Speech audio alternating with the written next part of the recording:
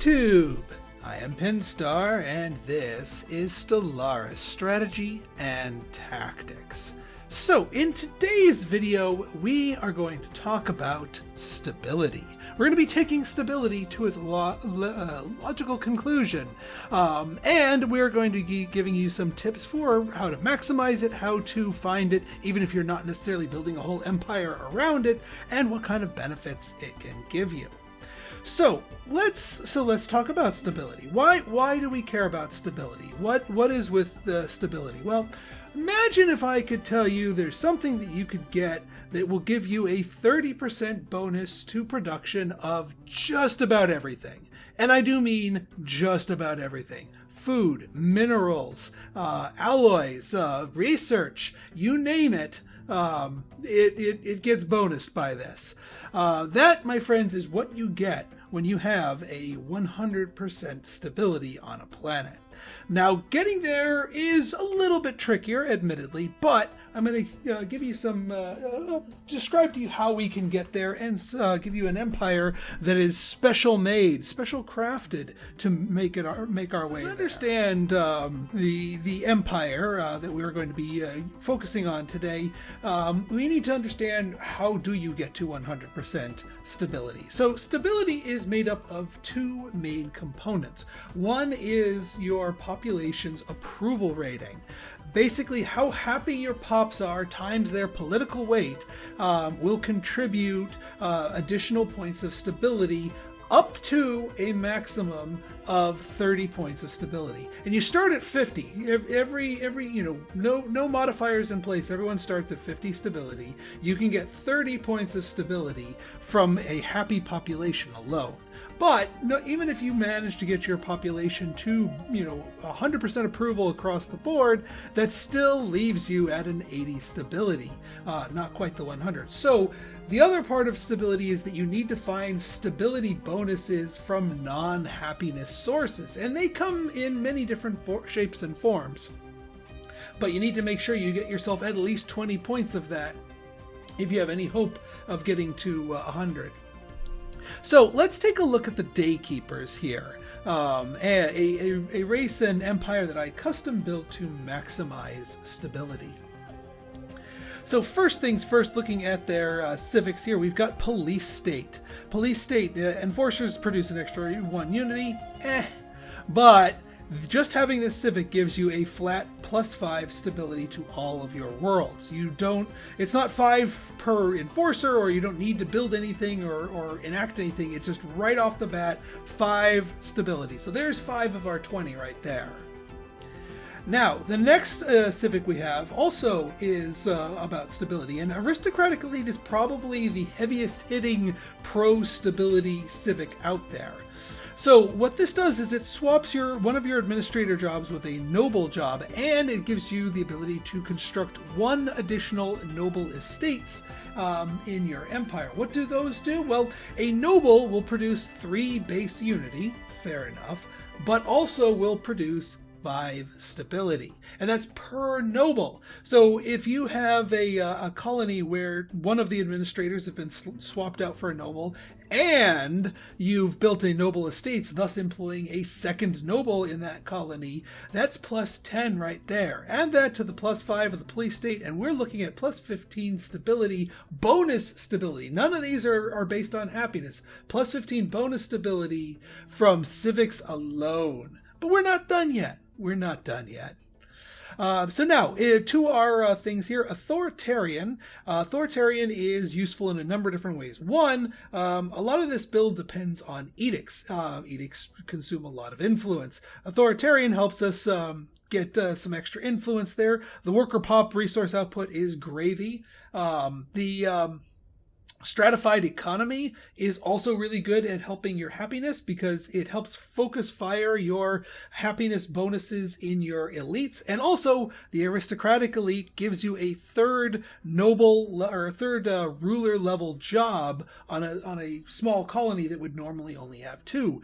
More ruler level jobs will help skew the overall approval rating in your favor because rulers love stratified economy. So it works on several different levels there. Also, the fact that the faction that gets spawned from Authoritarian really likes the Imperial government type, and we want Imperial government type just for the edict capacity bonus. So it's a happy synergy right there. Now, the next one here, Pacifist. Pacifist gives us another +5 stability by itself. The Empire Sprawl from Pops is, I guess, a little bit of gravy, but meh. But that's not the reason why we're taking Pacifist. We want that stability, but that's not the only reason why we want a level of Pacifist. There's also an edict that is enabled by the Pacifist ethic. There's also an edict enabled by the Authoritarian ethic, both of which will be useful in our pursuits here.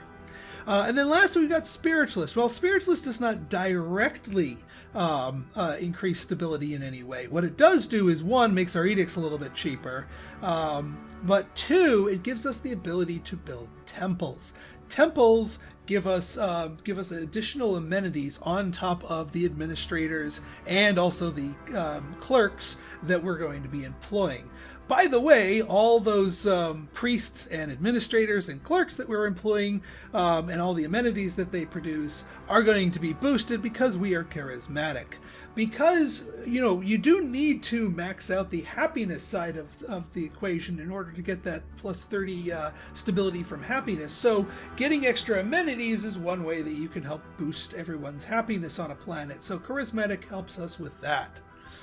We also went with traditional here, extra unity from jobs. The nobles produce a lot of base unity. The police state makes the enforcers produce double their base unity at 2 unity. And the priests that we're going to be employing from the temples for spiritualists also have a base production of a lot of unity. So it makes sense to make yourself traditional and just bonus up all that extra unity. You're going to be racing through the traditions. And then intelligence, just good all around. The priests also produce society research, so it bonuses those in addition to those of your regular researchers. We're also looking at unruly and fleeting as our negatives. Both of these are kind of not too heavy hitting, so it doesn't really hamper us. And we're going prosperous unification. The starting bonus for that can help us get to 100% stability really early on, at least in our home world, while we build up the tech and infrastructure to get that on all of our worlds eventually.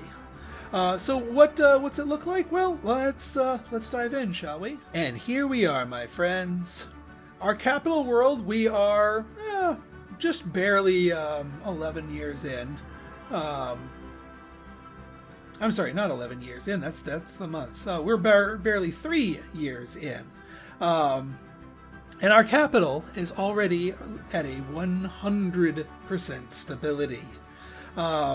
Now again, we're getting that from our empire your empire capital also gets a free 5% stability that your other planets don't get, but it helps us get to 100 before we can enact all of our other goodies. The police state gives us 5, pacifist gives us 5. From pop jobs, we already have one of those noble estates built, so we are rocking 2 nobles here. So they are giving us 10 stability total, plus lots and lots of unity here. And our happiness, our overall happiness, 93 is our pop approval. Now, a couple other things that we did to sort of get ourselves there nice and early. So one of the reasons, as I mentioned before, with the reason why we took pacifist is these edicts. One of which is peace festivals. So I enacted this first thing, and this gives us a blanket empire-wide +10 happiness. And that helps flesh out our happiness stability increasing.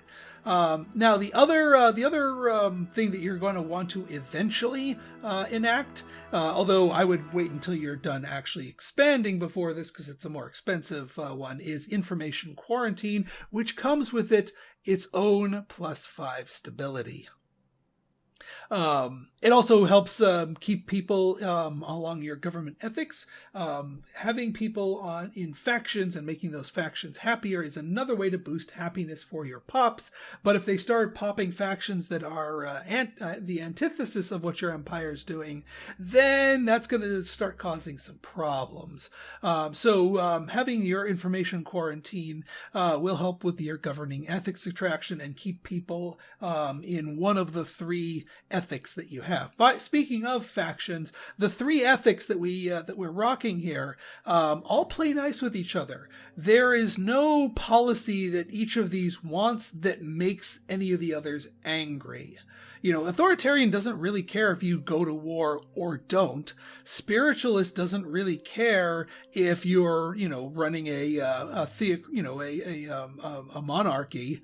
And pacifist really doesn't care, if you're building bots or if you're not, or the fact that you're in a stratified economy. None of them get angered by any of the other things, so they can all of them can be made happy at the same time. You're not having to pick one over the other. So yeah, that's. That, my friends, is the Zeep here, and how you can get 100 stability. Now, just to give you a little glance at what that looks like, remember, it gives you a 30 at 100% stability. You get a 30% bonus to all resource production. Now, it scales with your stability. So even if you can only get up to like a 90, you're still going to get a big bonus. But at 100, it really, really sings. I mean, we're looking at one of these technicians here. They're rocking out with a base production of 6. They are now producing 8.94, so almost 9. And that's coming from a bunch of bonuses here, but the biggest one is that 30% high stability, and that works for just about everything. And high stability even bonuses the production of trade, which normally aren't bonused by other means here.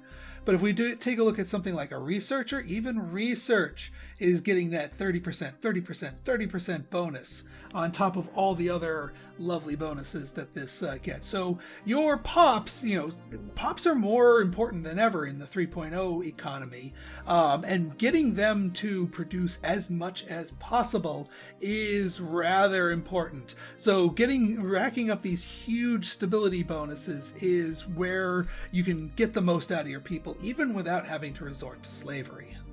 Now, speaking of having to resort to things, there's one more source of stability that you have access to that I'm not personally a fan of, but it would be a crime, pun intended, not to show you this in a video that is specifically centered on stability, and that is the making a deal with the Crime Lord decision.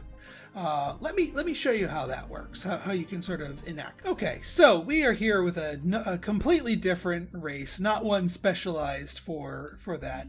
But let me show you how you can get yourself a free 10 points of stability. Well, free is not actually a correct term here. It comes with some costs to it.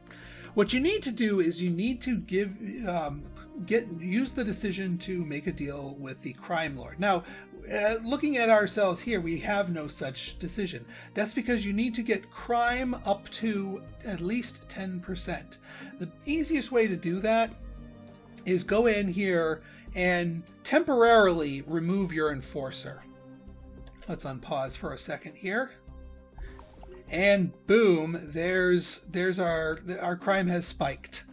Now we can go to our decisions here. And we have 2 new decisions: launch anti-crime campaign or negotiate with crime lords. Now, the negotiate with crime lords costs you 25 influence to enact. It's permanent, but it and what that does is now that has increased our stability by 10. That is a blank bonus, non-happiness related stability boost by having that decision. However, it does come with a downside. Even if we go back here and welcome our enforcer back into, well, the force here, and get our crime right back down here, we now have criminal jobs.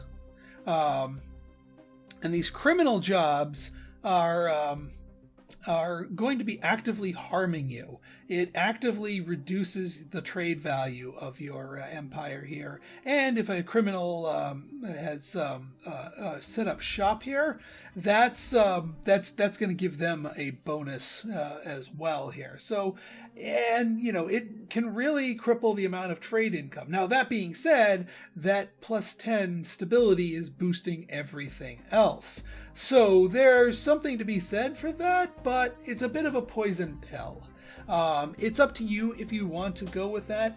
I'm personally of the opinion that it's usually not worth it because of those criminal jobs. Even if you keep it at 0, there will be at least a minimum of 2 criminal jobs.